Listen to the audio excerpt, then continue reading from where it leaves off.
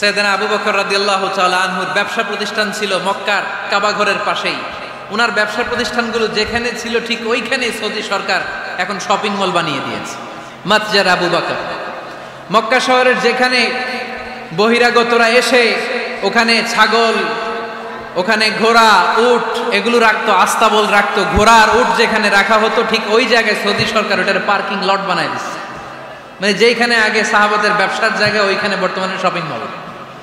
যেখানে আগের সময়কাল সাহাবারা উট আর ঘোড়া রেখে বাঁধতো ওইখানে এখন গাড়ি ঘোড়া রাখার ব্যবস্থা করা হয়েছে। সাইয়েদনা আবু বকর অনেক বড় ব্যবসায়ী ছিলেন। ওনার নিজ টাকা দিয়ে হাবাসা থেকে আসা সাইয়েদনা বেলালকে তিনি 20,000 স্বর্ণ মুদ্রা দিয়ে উমাইয়া ইবনে খালাফের কবল থেকে তিনি মুক্ত করেছেন। সাইয়েদনা উসমান যুন্নুরাইন বড় ব্যবসায়ী ছিলেন। নিজের টাকা দিয়ে মদিনার মুসলমানেরা পানি খেতে পারে না, বিইরে রুমা নামে একটা কুয়া ছিল, এই কুয়ার মালিক ছিল ইহুদি। মুসলমানেরা পানি খেতে গেলে এসে বকা দিত, পানি খেতে দিত না। বিশ্বনবী বললেন, আমার সাহাবীদের মধ্যে এমন কি কেউ নাই নিজের অর্থায়নে বিইরে রুমা কিনে মুসলমানদেরকে দিয়ে দিবে? সাইয়েদনা উসমান যুন্নুরাইন বলল, ইয়া রাসূলুল্লাহ, আপনার খেদমতে আমি হাজির। মুহূর্তের মধ্যে সাইয়েদনা উসমান যুন্নুরাইন নিজের অর্থায়নে বিইরে রুমাটা কিনে মুসলমানদের জন্য সদকা করে দিয়েছে। তো ব্যবসা না করলে, কর্মঠ না হলে, উপার্জন না হলে সদকা করা যাবে? চিল্লায় বলেন, করা যাবে? সুনানে তিরমিজির বর্ণনা, বিষ্ণু ঈসা ইসলাম মক্কা থেকে যত সাহাবারা হিজরত করে মদিনায় এসেছে, মদিনাতে কোন না কোন সাহাবার সাথে বিশ্বনবী ভ্রাতৃত্বের বন্ধনে আবদ্ধ করে দিয়েছে। সুবহানাল্লাহ পড়েন। এজন্য মক্কা থেকে যারা এসেছে এদেরকে বলে মুহাজির, এদেরকে কি বলে? আর মদিনায় যারা ছিল এদেরকে বলে আনসার, এদেরকে কি বলে? আওয়াজ করে উত্তর দিবেন। মক্কা থেকে যারা এসেছে তাদের নাম, আর যারা মদিনার সাহাবী তাদের নাম আনসার। আজকে এই মাহফিলে লক্ষ্মীপুর এর বাইরে থেকে কারা কারা আসছেন দেখি?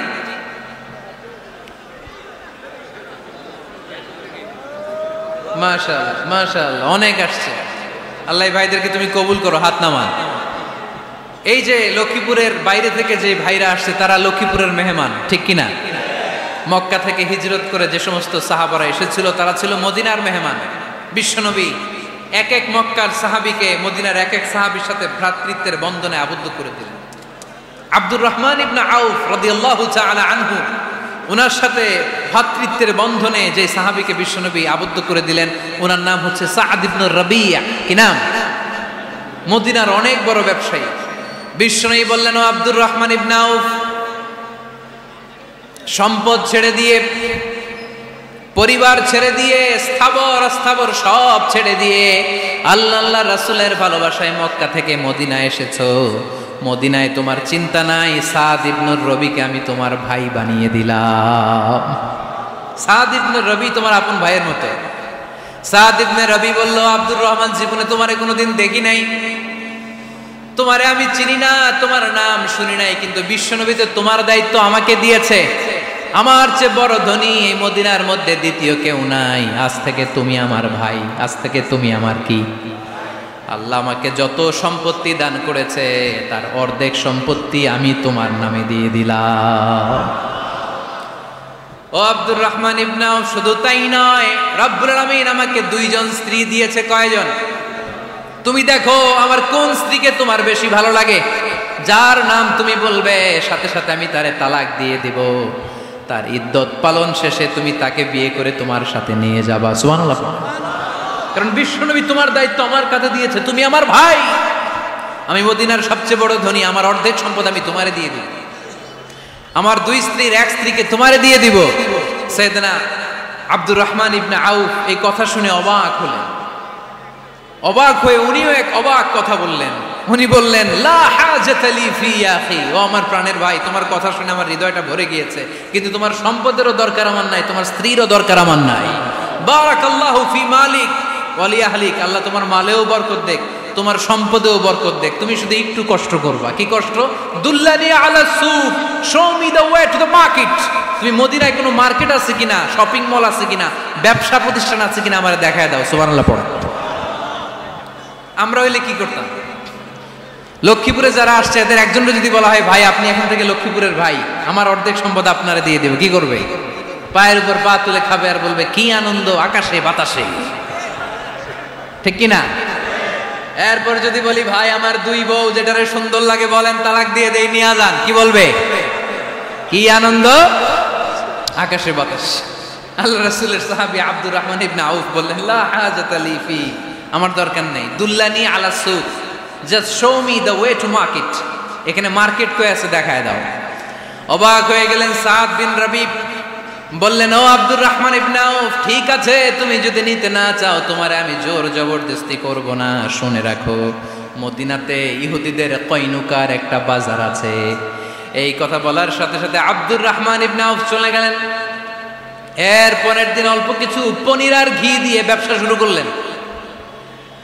পনির আর ঘিয়ের ব্যবসা করতে করতে করতে করতে ব্যবসায় তিনি এত লাভ করলেন, উনি বললেন আমি যদি কখনো মদিনার বালুর মধ্যে হাত দিতাম ওই বালুটারও সোনা বানায় দিত কে?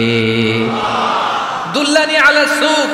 লক্ষ্মীপুরের কর্মঠ যুবক ভাইরা, এ আব্দুর রহমান ইবনে আউফ আমাদের প্রেরণা। উনি অন্যের ঘাড়ে পাড়া দিয়ে খেতে চায় নাই, আরেকজনের উপর ডিপেন্ডেন্ট বা নির্ভরশীল হতে চায় নাই। তিনি স্বাবলম্বী হওয়ার শিক্ষা লেসেন কিয়ামত পর্যন্ত গোটা বিশ্বের যুবকদের জন্য রেখে গিয়েছে। চিল্লায় বলো ঠিক কিনা? দুল্লানি আলা সুক, show me the way to market. Market কোথায় দেখাও। পনির আর ঘি নিয়ে ব্যবসা করতে করতে কয়েক মাসের ব্যবধানে ইতিহাস সাক্ষী সাইয়েদনা আব্দুর রহমান ইবনে আউফ মদিনার বিশাল বড় বিজনেস ম্যাগনেটে পরিণত হয়ে গেলেন। চিল্লায় পড়েন আল্লাহু আকবার। এজন্য ব্যবসার ভিতরে বরকত ঢুকিয়ে দিয়েছে কে? বিষ্ণু বললেন আত-তাজিরা সাদুকাল আমিন মা'আন নাবিয়্যিন ওয়াস সিদ্দীকিন ওয়াস শুহাদা'i ওয়াস সালিহিন। আমানতদার ব্যবসায়ী তারা সাধারণ কোনো মানুষ নয়, কিয়ামতের দিন নবীদের সাথে হাসর হয়ে যাবে। আপনারা যারা ব্যবসা করেন এটা সাধারণ বিষয় নয়। বিষ্ণু ইসলাম নিজেও ব্যবসায়ী ছিলেন। ওনার জীবনের প্রথমে তিনি খাদিজা রাদিয়াল্লাহু তাআলা আনহার ব্যবসার স্টাফ হয়ে কাজ শুরু করেছেন, এরপর নিজে ব্যবসা শুরু করেছেন। এরপরে খাদিজাতুল কুবরা রাদিয়াল্লাহু তাআলা আনহা সব সম্পত্তি বিয়ের পরে বিশ্বনবীর পায়ের সামনে ঢেলে দিয়েছেন। বললেন ইয়া রাসূলুল্লাহ এই সম্পদ আমি আপনাকে দিয়ে দিলাম, আপনি ইচ্ছামতো দিনের প্রয়োজনে খরচ করেন। সুবহানাল্লাহ পড়েন। এজন্য বিষ্ণু ইসলাম আমাদের জন্য উপমা, আব্দুর রহমান ইবনে আউফ আমাদের জন্য উপমা। যারা ব্যবসা করেন তারা বিষ্ণু ইসলামের সুন্নাহ পালন করছেন। আত-তাজির আস-সাদুক আল আমিন। বিষ্ণু বললেন সত্যবাদী আমানতদার ব্যবসায়ী, যে ব্যবসা করতে যে মিথ্যা কথা বলে না। অনেক ব্যবসায়ীরা আছে পণ্য চালানোর জন্য মিথ্যা কথা বলে আর কসম কাটে, আছে না নাই? আহা, এমনটা করা যাবে? সকালবেলা স্ত্রীরে বলে এই গরুগুলা বিক্রি করবো, তুই একটা দাম কত কমো? স্ত্রীরে শিখাই দিচ্ছে এই গরুর দাম তুই 40,000। তো বউ বলে ঠিক আছে দাম কইলাম 40,000। তো এরপরে বাজারে যখন গরু বিক্রি করতে যায় একজন যখন বলে যে ভাই এটা 30,000 টাকা দিয়ে কিনবো, কয় ভাই আল্লাহর কসম সকালে একজন 40,000 দাম কইছে আমি দেই নাই। আছে না নাই? কৌশল করে বউরে শিখাইছে সকালে তুই দাম কর 40,000। তো বাজারে যায় সকালে একজন দাম করছে, দাম করে কইছে 40,000 দেই নাই, আপনার 30,000 কেমনে দেই? এরকম ডাকাইত আছে না নাই? আলহামদুলিল্লাহ লক্ষ্মীপুরে এরকম লোকজন নাই। আরে নাই, আমি কই নাই, এরা কই আছে। লক্ষ্মীপুরের মানুষ খুব ধার্মিক আমি জানি। লক্ষ্মীপুর, নোয়াখালী, ফেনী এই বেল্টের লোকজন খুব আল্লাহওয়ালা। এদের মধ্যে আল্লাহওয়ালার সংখ্যা বেশি,